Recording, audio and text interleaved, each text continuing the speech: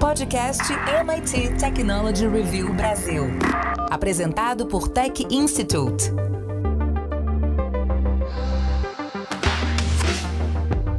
Olá, eu sou André Miceli e esse é mais um podcast da MIT Technology Review Brasil. Hoje eu, Rafael Coimbra e Carlos Aros vamos falar sobre como perdemos o controle dos nossos rostos. Vou começar contando uma história que está no artigo com o mesmo nome que foi publicado na Technology Review pela Karen Hall. Em 1964, o matemático e cientista da computação Woodrow Bledsoe testou pela primeira vez combinar os rostos de suspeitos por cometer crimes com as suas fotos. Ele mediu as distâncias entre diferentes características faciais em fotografias desses criminosos e suspeitos e inseriu essas medidas num programa de computador. Esses estudos, ainda muito rudimentares, deram início a décadas de pesquisas em machine learning sobre reconhecimento facial. Agora, um novo estudo mostra o quanto essa prática foi nociva para nós. Ela não apenas alimentou uma ferramenta de vigilância, mas a última geração de algoritmos de reconhecimento facial baseado em Deep Learning rompeu completamente com as nossas regras de privacidade.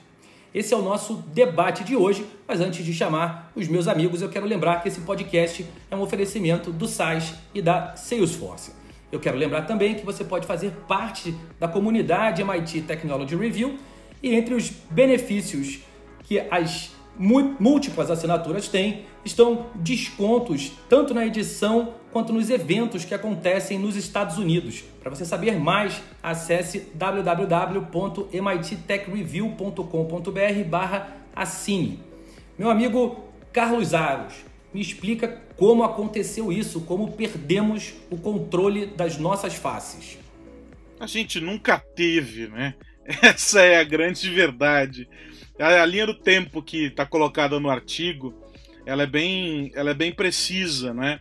Para mostrar para todos nós como silenciosamente esse processo de desconstrução, não é, da nossa privacidade veio acontecendo, acompanhado, claro, da evolução tecnológica, da curiosidade, vamos chamar assim, dos pesquisadores em diferentes áreas que foram criando essas propostas, testando essas ideias, e claro, à medida que os resultados foram aparecendo, algumas pessoas, algumas empresas, alguns governos interessados nesses resultados foram colocando estímulos bem interessantes, financeiramente falando, para que essa história toda avançasse.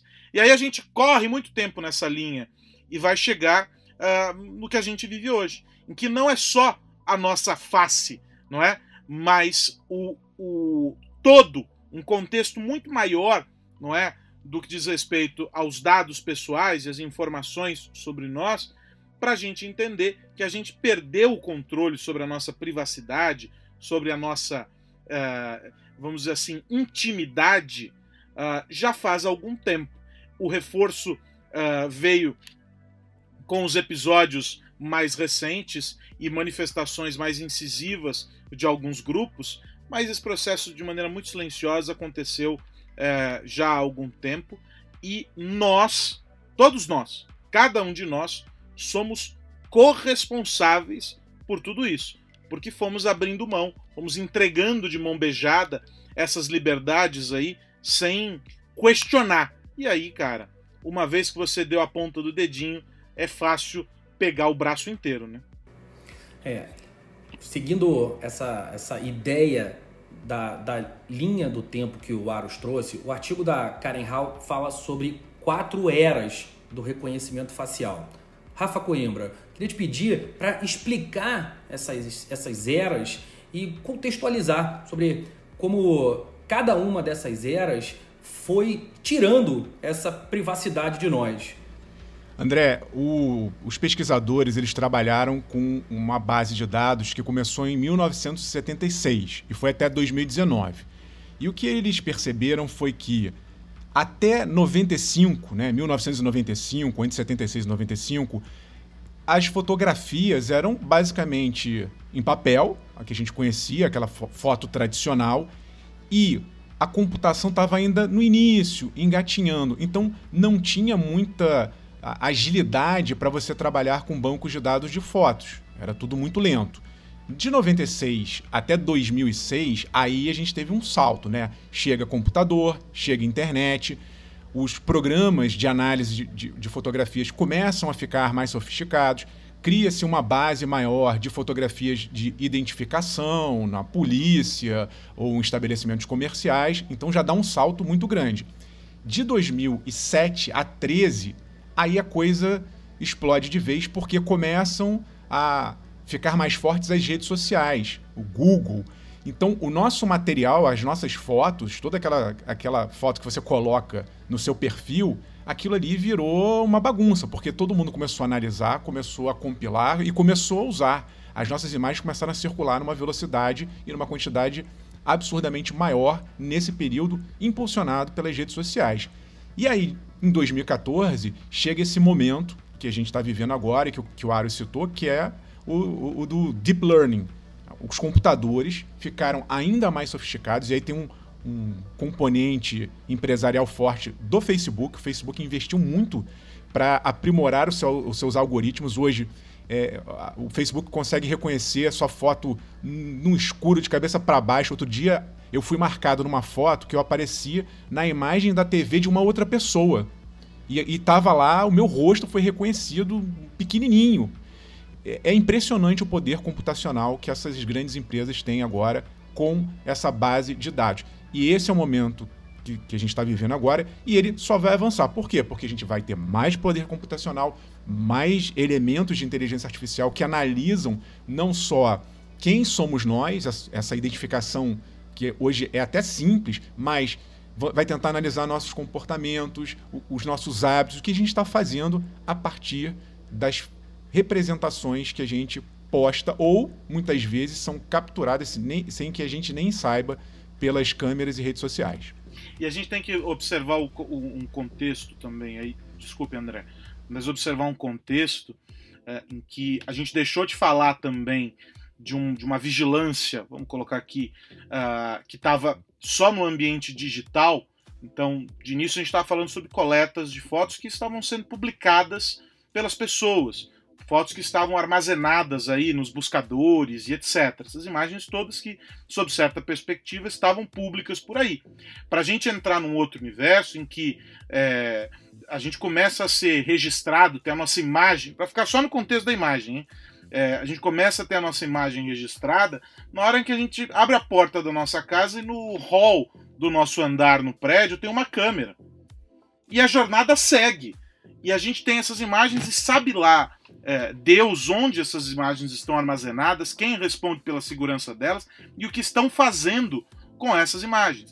Então, a gente tem que entender que quando essa linha que dividia muito claramente o digital do físico, quando ela existia, ainda havia, sob certa perspectiva, uma facilidade maior para entender a origem daquelas informações.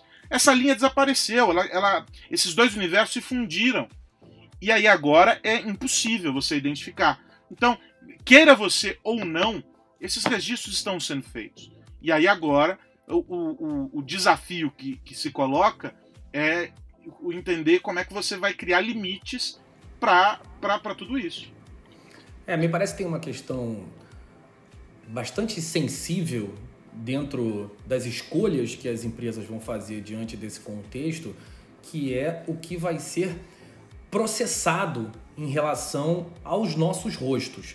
As Big Techs anunciaram em 2019, 2020, depois de alguma polêmica sobre racismo estrutural e sobre perpetuação de preconceito por algoritmos, que eles parariam, pelo menos temporariamente, com os estudos que estavam analisando esses rostos, porque esses estudos estavam carregados de um viés, que era o viés dos dados das bases que representam criminosos e que trazem em si o racismo que está espalhado na nossa sociedade. E aí, por entender que, de alguma maneira, esses algoritmos perpetuariam esse racismo, as Big Techs falaram, vamos parar por um tempo e quando a gente conseguir saber como resolver essa questão, a gente volta. É claro que para resolver o output, né, para que o processamento saia limpo, o input vai precisar estar com qualidade também. Então a gente vai ter que melhorar a entrada de dados para que a saída faça sentido. Então ali tem um imbróglio para ser resolvido. Por outro lado, tem a questão do armazenamento.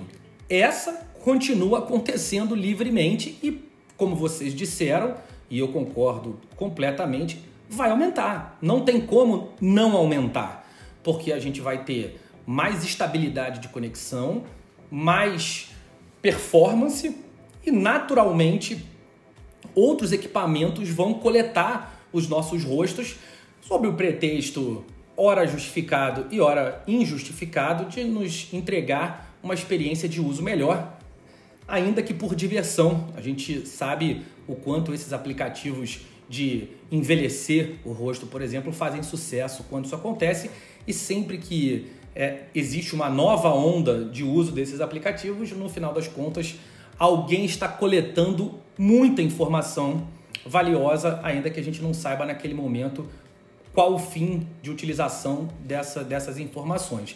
Então a gente vai ver essa coleta aumentar substancialmente.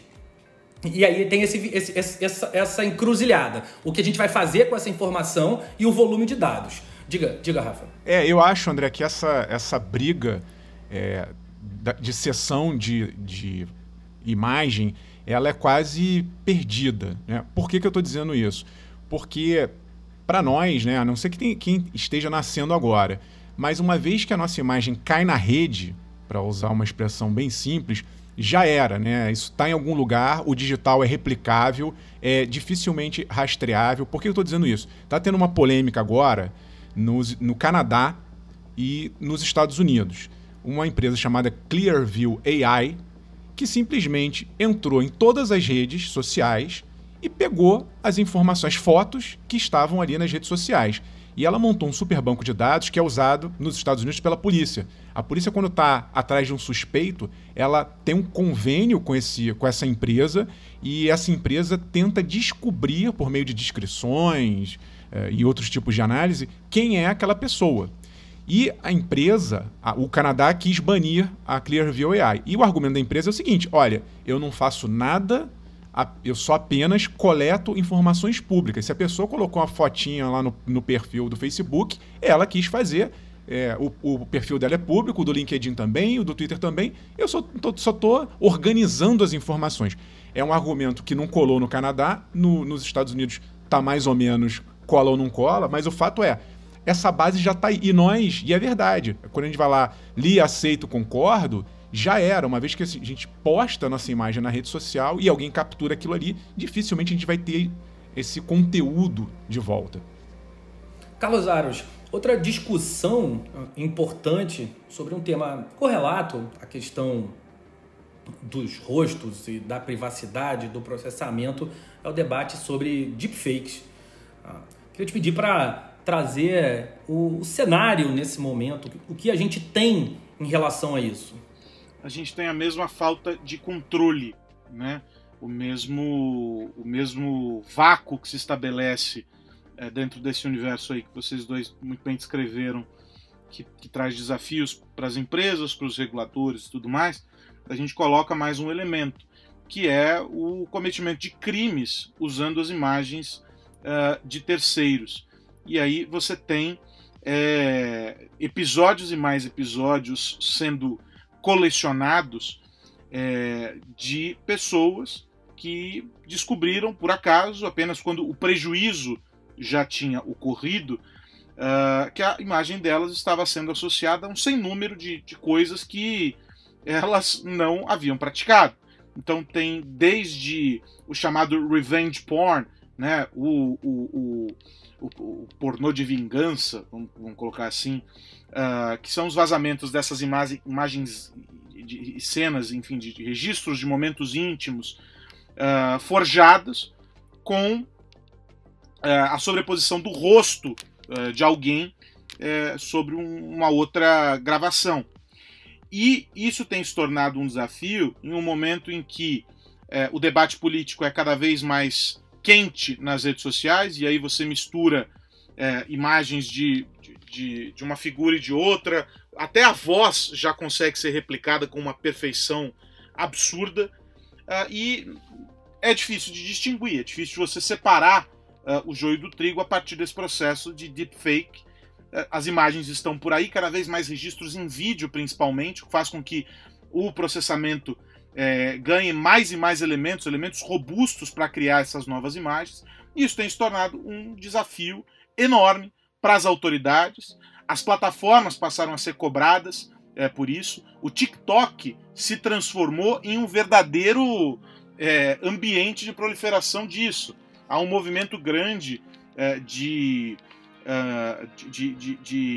figuras públicas criando perfis no TikTok e em outras redes sociais para fincar bandeira, para terem lá o selo de verificação de que são eles mesmos os autores daquelas postagens, para se resguardar de alguma maneira. E aí você tem as pessoas, vamos dizer assim, os meros mortais, que não tem como criar um perfil lá dizendo, olha, eu sou eu, e que só vão descobrir quando algo aconteceu.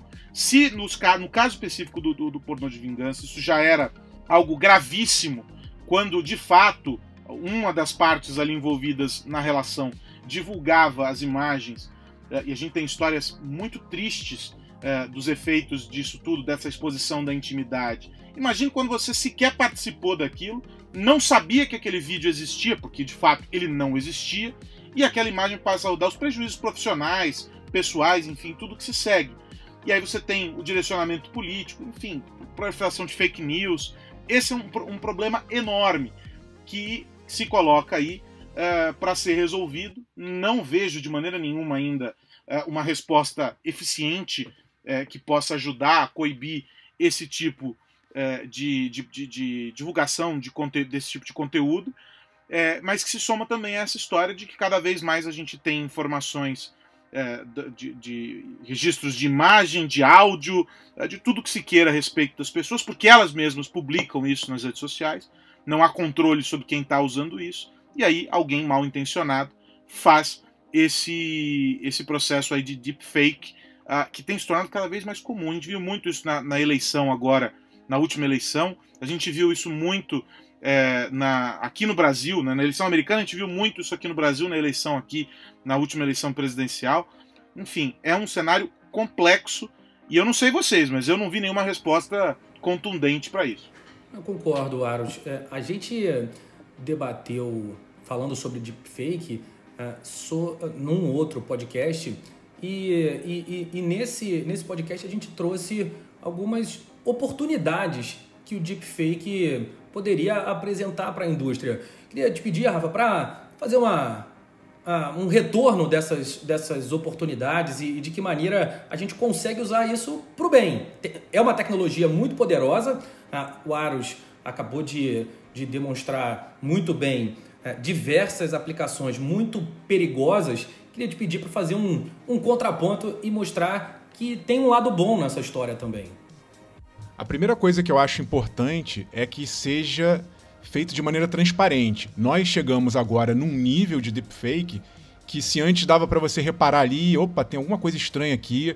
Eu vi essa semana, o Aros estava falando do TikTok, procurem o deepfake feito com Tom Cruise, jogando golfe. É impossível. É isso, você não consegue distinguir. Eu recebi pelo Twitter isso. A pessoa que fez aquele deepfake usou o rosto do Tom Cruise com luz, com sombra, uma sofisticação de computação gráfica, e ele tomou cuidado, essa pessoa, de fazer, tentar imitar as expressões do Tom Cruise.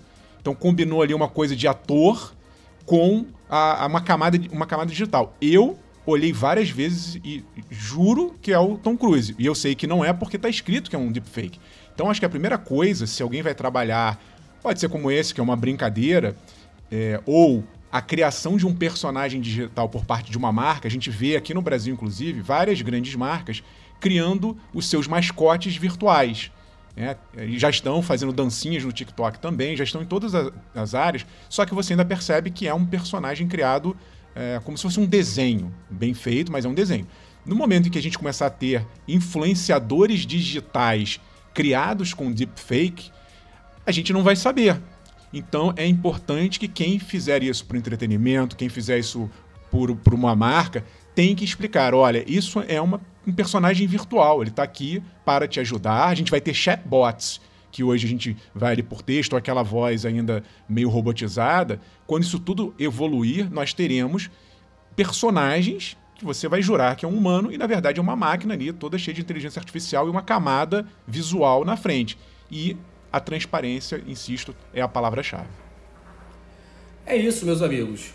Hora de virar a chave lá do bom e ruim na tecnologia neutra como sempre. Quem decide o que fazer com essa história toda somos nós, seres humanos, e é por isso que é tão importante a gente colocar essas discussões aqui e deixar o nosso ouvinte chegar às suas próprias conclusões. O que mais você precisa saber? Rafael Coimbra falando no nosso ouvinte no que ele deve ficar de olho nessa semana. Ficar de olho, André, na volta por cima do Twitter. O Twitter anunciou alguns recursos que ele está prestes a implementar. É um recurso de criar comunidades, grupos dentro do Twitter. Hoje você tem lá os seguidores, mas você não consegue fazer algo como um Telegram, de criar um grupo, ou um Facebook também, que tem grupos. Então é uma aposta da plataforma lançar esse tipo de ferramenta, e também vai lançar um mecanismo chamado Super Follow, em que pessoas vão poder vender seus tweets. Um modelo que eu entendi vai ser meio de assinatura, então você cobra lá 5, 10 reais por mês, e aquele grupo que te segue, aí vai ser um grupo fechado, só esse grupo que pagar vai ter acesso a determinadas postagens suas. É uma reação, o Twitter está aí, a gente já falou do Twitter Spaces, que era a reação ao Clubhouse, também sendo testado nesse momento, e eu tô achando bem interessante porque o Twitter não criava nada muito relevante há muitos anos,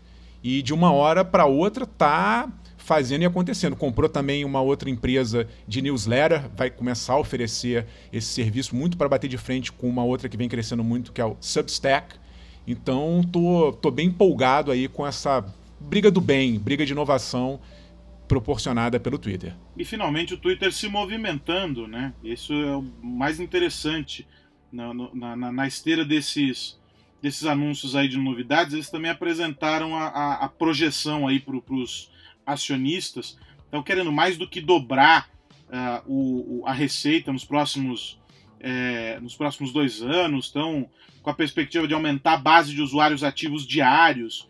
Ou seja, o Twitter está tentando se movimentar, algo positivo, porque eu particularmente gosto da rede social. Sou um cara que gasta um tempo lá no Twitter, e me sinto incomodado com essa mesmice, né? O Twitter tem esse desafio de não querer perder os usuários que estão lá já há bastante tempo e gostam desse formato mais tradicional, mas precisa responder a um movimento de outras plataformas que se tornaram mais interessantes, por assim dizer, do que ele. E achei bem importante esse movimento de resposta. E é um movimento que traz benefícios para todos nós. É importante que esse poder das Big Techs seja granularizado, que tenham outras empresas ali participando dessa história. Por isso torço também para que Clubhouse cresça e abocanhe um novo pedaço, Telegram também, TikTok, e que cada um vá encontrando o seu nicho, seu espaço e a sua tribo. Carlos Aros, seguindo, vamos você daí mesmo, o que não poderemos perder nessa semana que começa.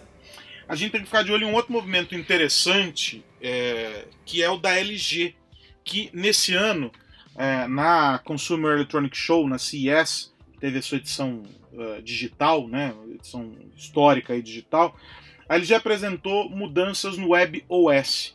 O WebOS é o sistema operacional que está nas Smart TVs da LG já há algumas gerações, está na versão 6.0, se não me engano, e que tem trazido uma experiência diferente para a interação do usuário com o aparelho, mas principalmente com a integração de outras interfaces ao sistema operacional, ou seja, é mais amigável. Você traz os assistentes pessoais para dentro da televisão, consegue linkar com todas as outras plataformas de streaming de uma maneira mais inteligente, customizando a experiência para o usuário e etc.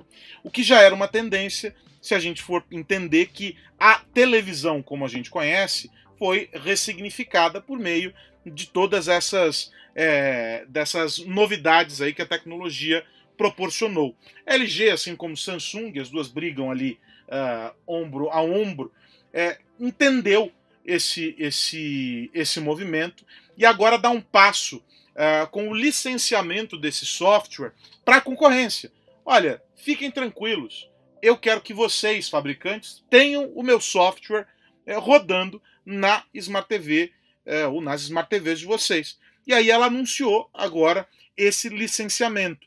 É um modelo de negócio interessante que mostra que a LG está de olho nessa história de que é bom, o consumidor gostou e agora eu quero abocanhar esse mercado aí, a concorrência, entrando nessas outras fabricantes. Evidentemente que nenhuma das licenciadas é a Samsung, né, mas já tem algumas marcas interessadas nisso, e esse é um passo que mostra como esse mercado aí de TV, embora a gente não olhe tanto para ele, quando a gente pensa, né, nos outros mercados, a gente dá mais atenção para os smartphones e até por uma questão de comportamento mesmo, para onde o consumidor está, mas toda casa tem uma televisão. E as televisões antigas estão indo para a reciclagem e as Smart TVs estão chegando. Porque hoje as assinaturas de TV a cabo têm caído, as pessoas têm buscado mais essas plataformas. Então, olhando para esse movimento do consumidor, a LG dá esse passo. E em paralelo a isso, a gente tem que olhar também a Amazon com o seu Fire Stick, não é? A Apple com a Apple TV e a Xiaomi com o seu Mi Stick também, que é uma cópia do Fire Stick da Amazon, correndo por fora para aquelas TVs que não tem o sistema operacional. Então a LG está dizendo assim, olha, você não precisa comprar nenhum dos sticks, você bota na tua televisão o meu sistema e o teu consumidor vai ter a experiência completa, ele não vai precisar ocupar uma entrada HDMI com nada disso. Então é um jogo interessante, um jogo de xadrez interessante, que eu acho que beneficia muito o consumidor. Mais uma bela briga pela frente.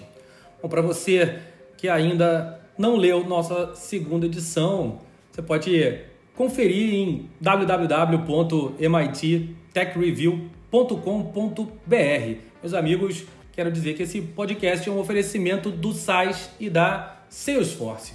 Carlos Aros, até semana que vem. Até a semana que vem, André Miceli, Rafa, um abraço para vocês dois, para quem nos acompanha, deixando aquela dica de ouro para que você nos acompanhe nas redes sociais, @MIT Tech Review BR.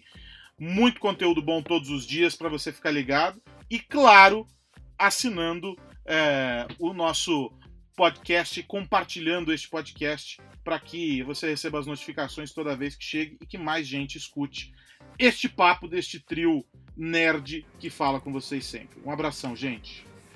Rafael Coimbra, meu amigo, até semana que vem. Abraço para todo mundo e já que estamos falando de papo, todos convidados para nos encontrar de vez em quando no Clubhouse. De vez em quando a gente abre uma sala lá e a participação de qualquer pessoa é sempre muito bem-vinda para trocar ideia com a gente. Muito legal, a gente vai sempre avisar nas redes sociais. Semana passada teve uma conversa muito boa sobre a nossa segunda edição, entre a utopia e a distopia, e vamos fazer muitas outras. Nos empolgamos com a conversa, foi muito legal e certamente outros papos virão pela frente. Semana que vem temos um encontro marcado para falar sobre o mundo da tecnologia aqui no podcast da MIT Technology Review Brasil. Um abraço para você que nos ouve. Tchau! Você ouviu o podcast MIT Technology Review Brasil, apresentado por Tech Institute.